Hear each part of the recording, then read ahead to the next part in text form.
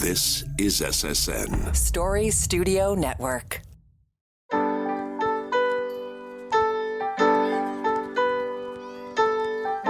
Hi, my name is Pamela Fuselli, and I'm the host of Popping the Bubble Wrap.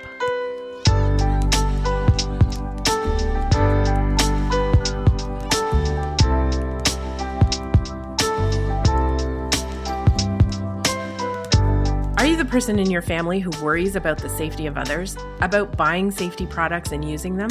Are you yelling, "Yes, that's me"? This is the podcast for you. Raising a child or children can be a hair-raising undertaking, and keeping them safe is a priority. Parachute's Popping the Bubble Wrap podcast explores what you really need to think about as a parent or caregiver, and provides easy tips on prevention strategies. No bubble wrap here, though. Everyone falls, don't they? Who hasn't lost their footing or tripped? Toddlers and young children fall more often as they learn to crawl, walk, and run. It's all part of developing cognitive and motor skills, but there are certain types of falls we want to prevent because they cause serious injuries and are sometimes fatal. We're talking about things like falls out of windows or off balconies and falls downstairs. There are ways to prevent these falls without resorting to bubble wrapping your kids. Find out how in this episode. Joining me today are Lillian, Jen, and Justin. Thanks so much for being part of Parachute's Popping the Bubble Wrap podcast. I would imagine that falls are part of your everyday life. Kids fall, dust themselves off, get back up again. But sometimes these falls can be serious. So Lillian, maybe I'll start with you. Can you tell me about the types of falls that happen in your house and what falls concern you? I know you have two boys under 5, so there must be a lot of falls in your house. Yeah, the biggest concern we had was the stairs. We live in a house. The basement is blocked off with a door, but going up to the second level, it's just an open space. So we had bought 2 baby gates, one for the bottom of the stairs and one for the top of the stairs. It turns out my kids weren't interested in going into the stairs, so we never really put it to good use.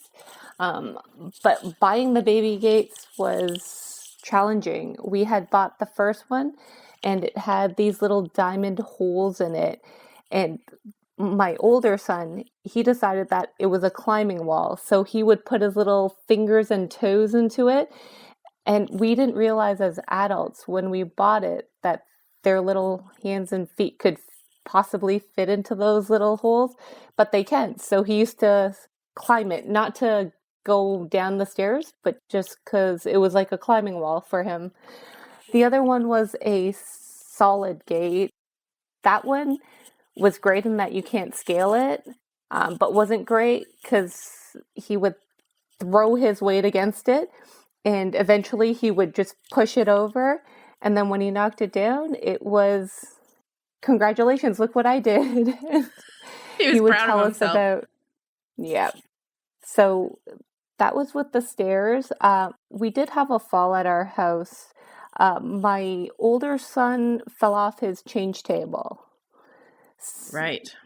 So I panicked. He was only 4 or 5 months old at the time. He head first rolled off, hit the diaper genie, and then bounced down to the ground.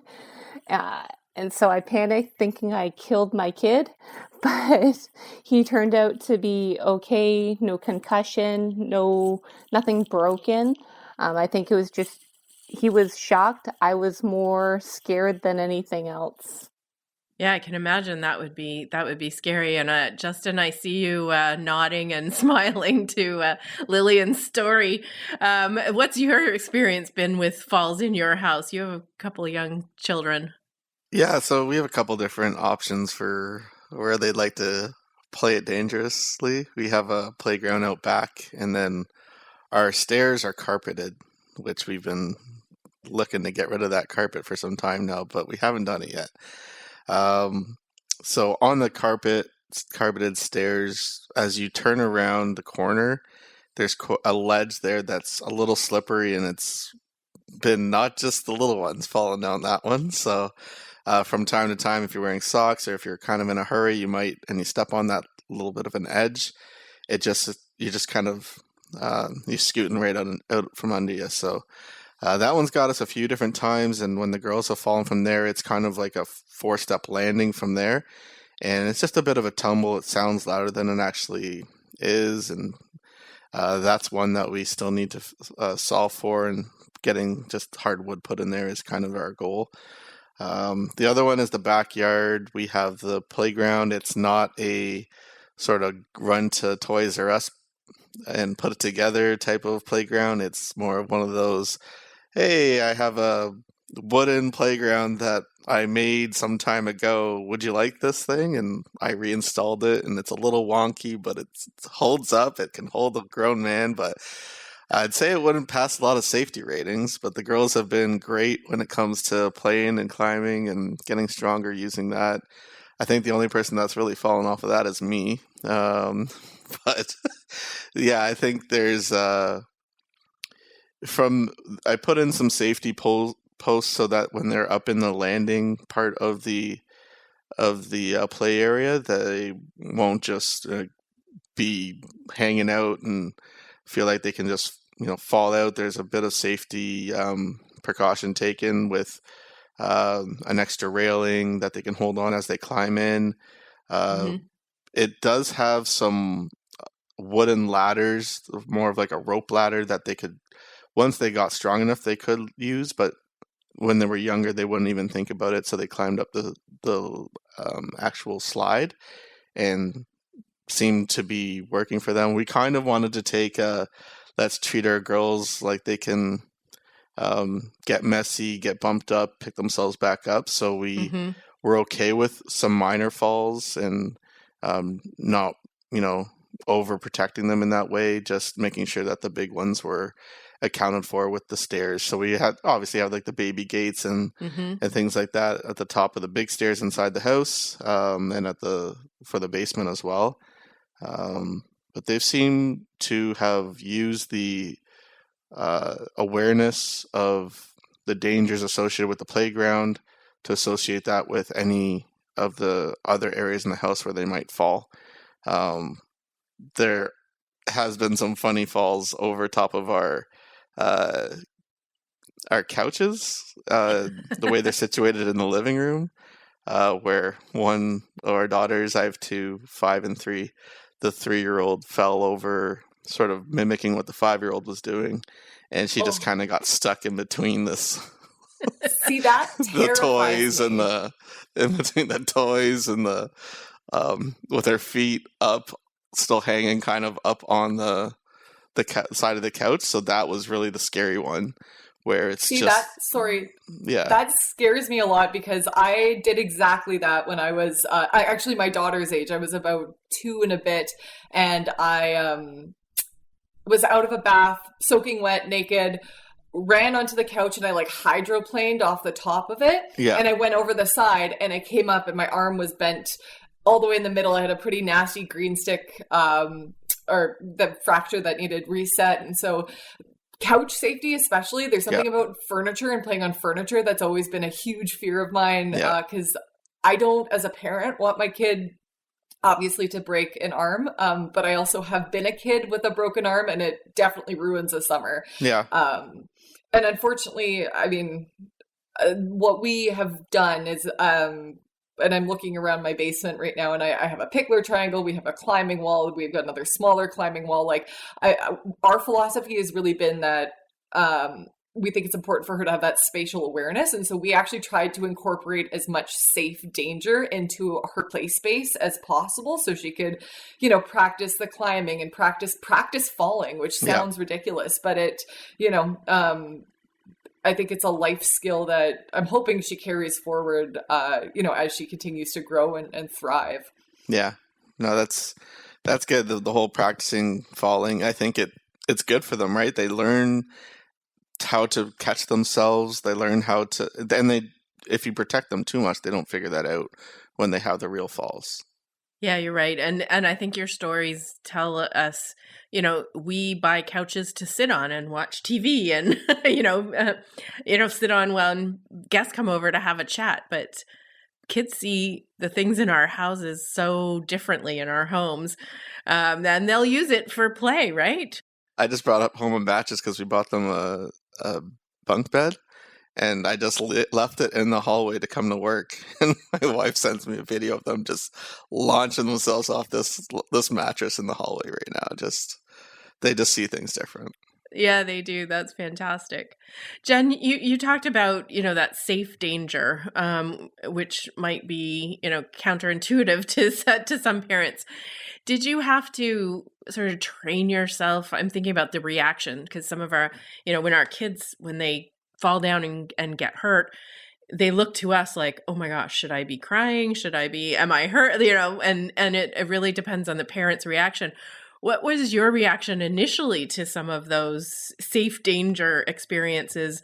Like you say, I can see your climbing wall behind you. Yeah, I was surprisingly relaxed, which I did not think if you'd asked me before I was a parent, if I would have been I was afraid of being a bit of a helicopter parent and kind of protecting her because that's how my parents were with me.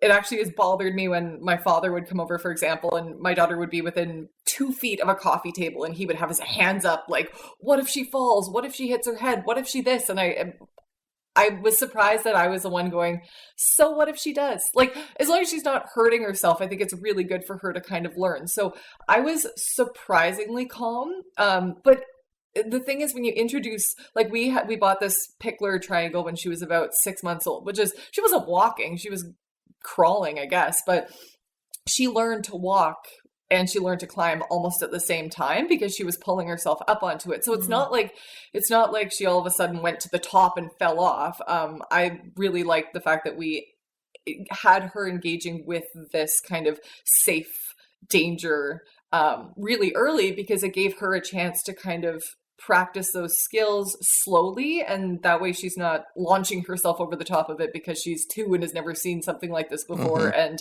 goes up past her limits. So the climbing wall, that one gets me a little bit because it's quite high, but again, she can only get up to, a foot maybe off the ground, and then she knows that that's her limit and she goes down. And right.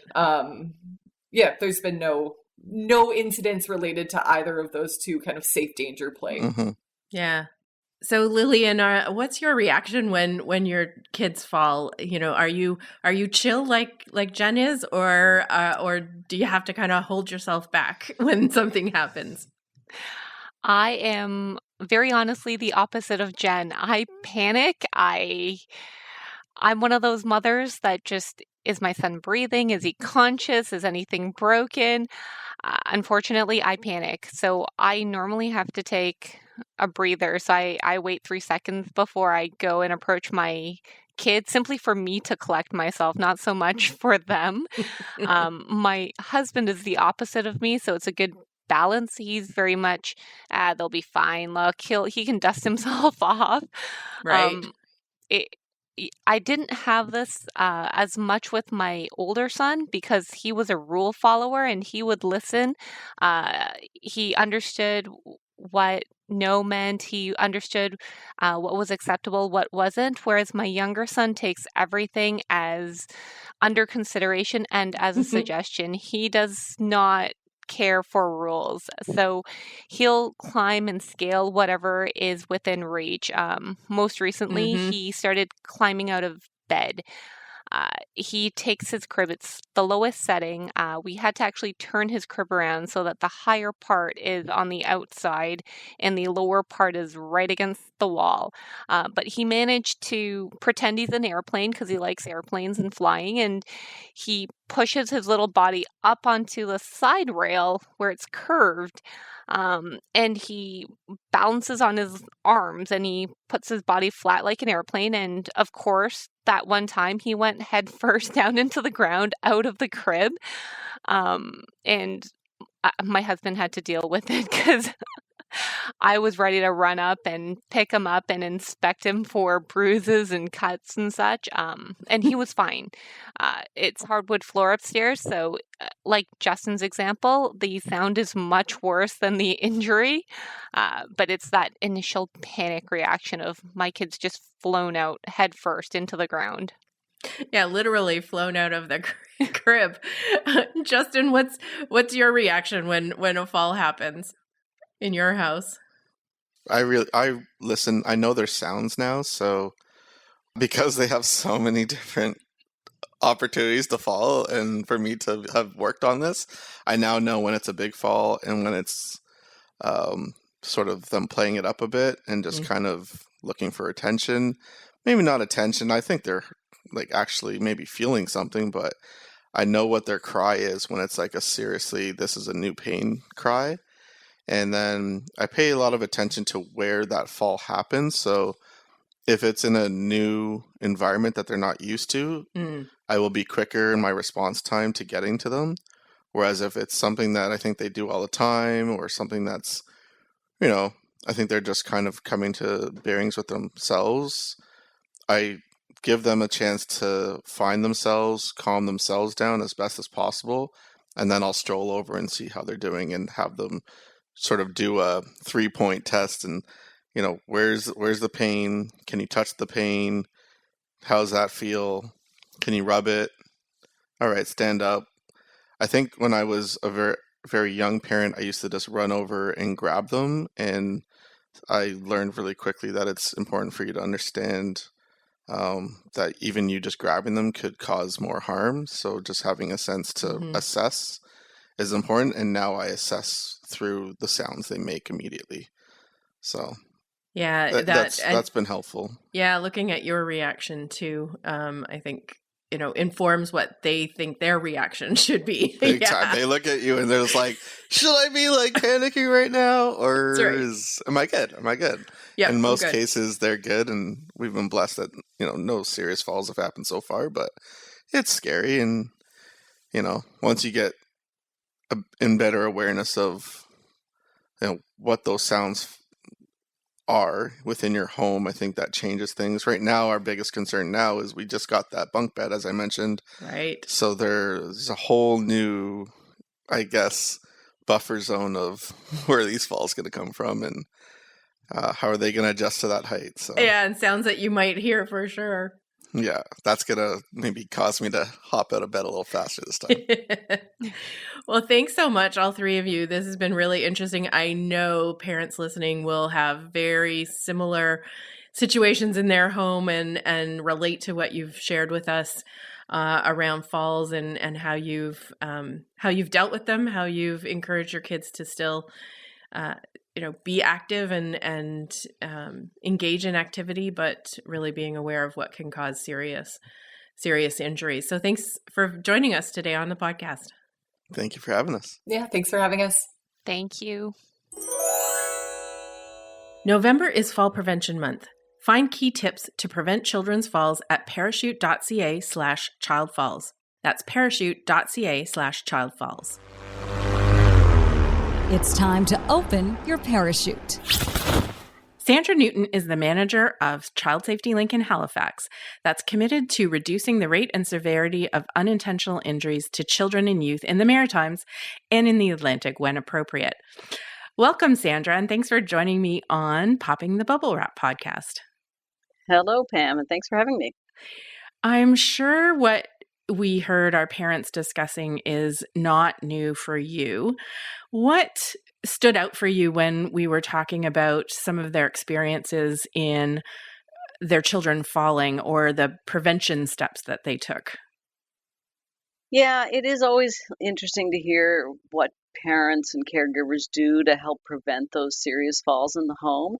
And so it was really interesting to hear about the safe risks that they were trying to do within their home, including supporting their child to learn in a safe environment. I think there was someone who was mentioning the safe environment and having them learn around their height limits and that sort of thing. So I thought that was really interesting to hear that. One thing, though, I did want to sort of mention is that although that is a great thing to do and have your child learn in their environment.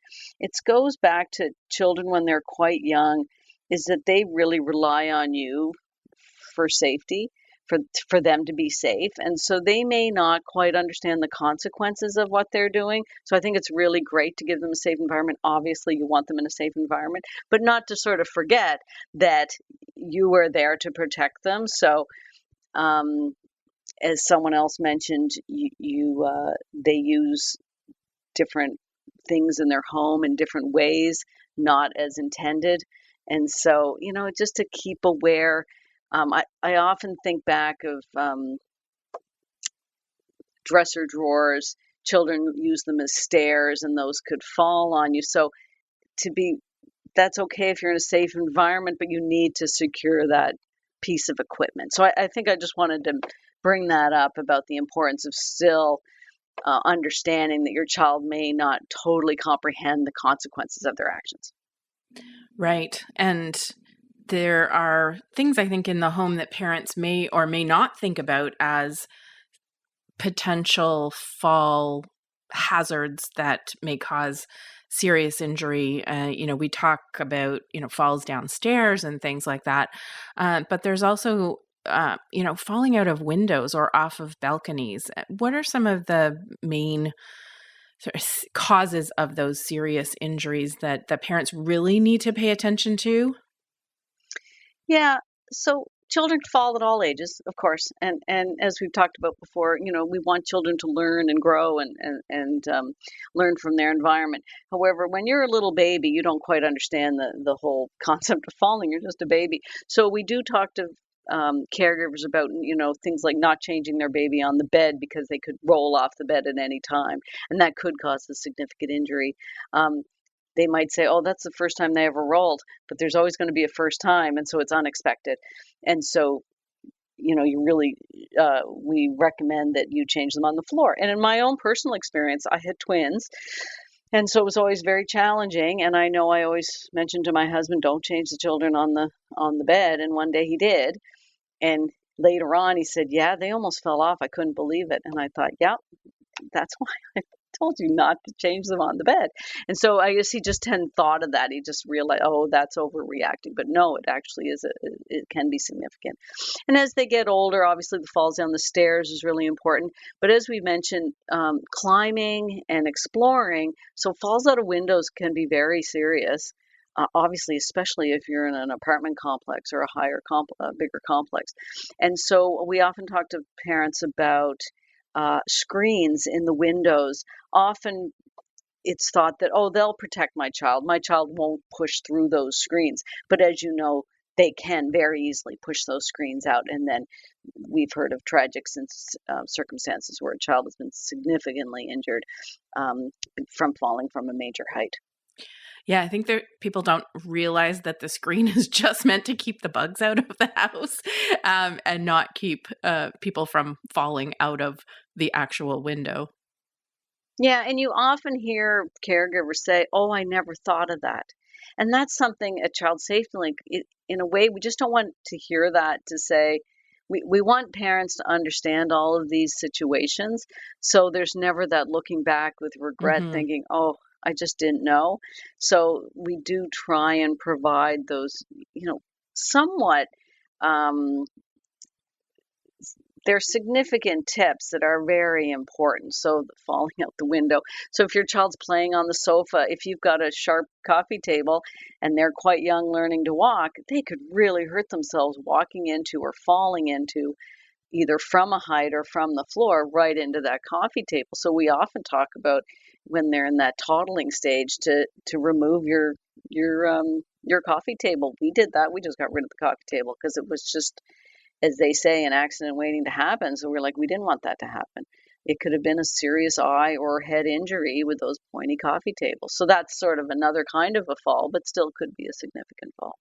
Yeah, one of the challenges may be for families who rent or might not be able to attach baby gates to their walls because they are renting, or even those who are struggling to make ends meet to afford to buy safety devices like window guards and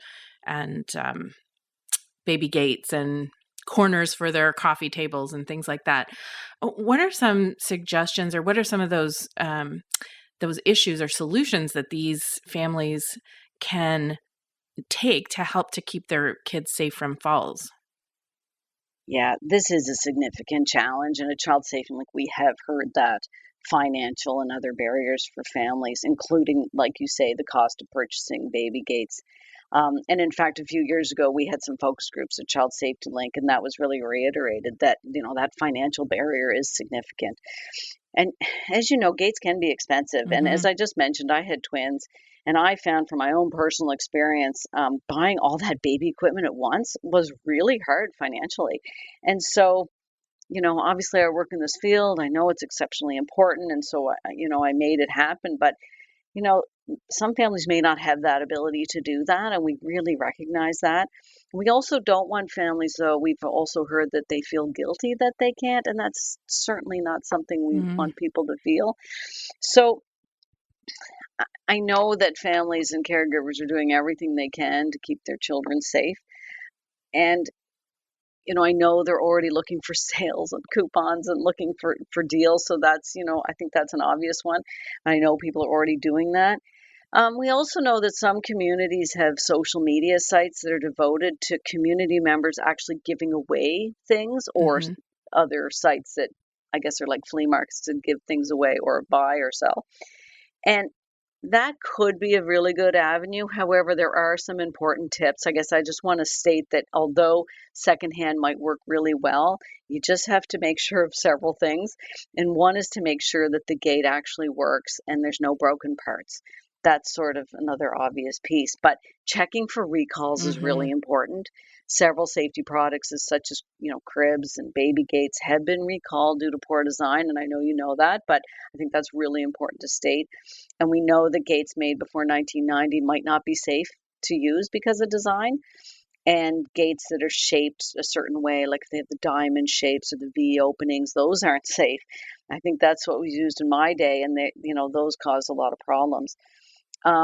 And there's other gates out there that I remember when I was looking for my own children, where they were designed and marketed solely for pets. And those aren't to be used either because they're not subject to the same standards as that's a good point. To protect children. So getting a secondhand gate may be very possible, but we just want to make sure the caregivers are aware of those safety issues. So it might be a possibility. In terms of if you work in an apartment complex that isn't allowing you to use a gate because you might lose your damage deposit, that's another big significant problem. And again, there's no easy answer. And my suggestion at the moment would be to, speak with the building manager to see what is possible, bring them the evidence, bring them the information that we have. I know Parachute and Child Safety Link have this information on our website. There may be other families in the building that you can work with in terms of approaching the building manager with that information.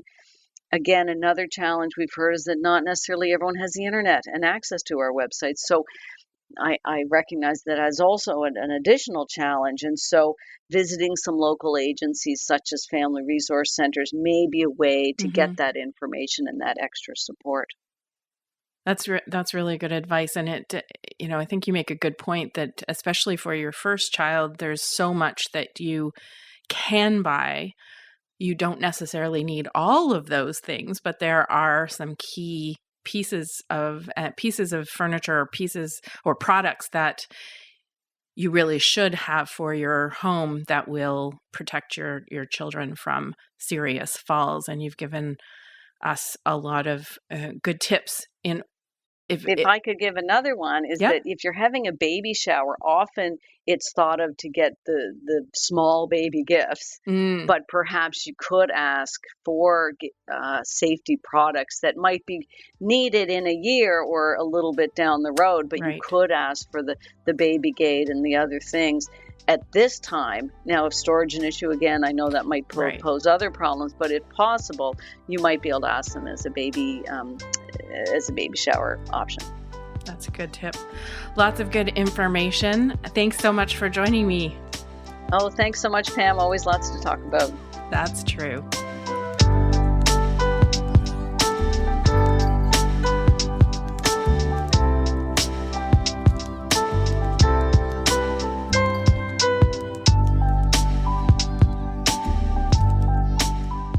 so much for listening to this episode. Popping the Bubble Wrap is a podcast of Parachute, Canada's national injury prevention charity, whose mission is for Canadians to live long lives to the fullest by preventing serious and fatal injuries. We release episodes every 2 weeks. Next episode, I'll be talking about why car seats are so complicated. Help us reach parents and caregivers by sharing this link with your friends and families and giving us a 5-star review wherever you listen to your podcasts. Popping the Bubble Wrap is produced for Parachute by Story Studio Network and Eye Contact Productions.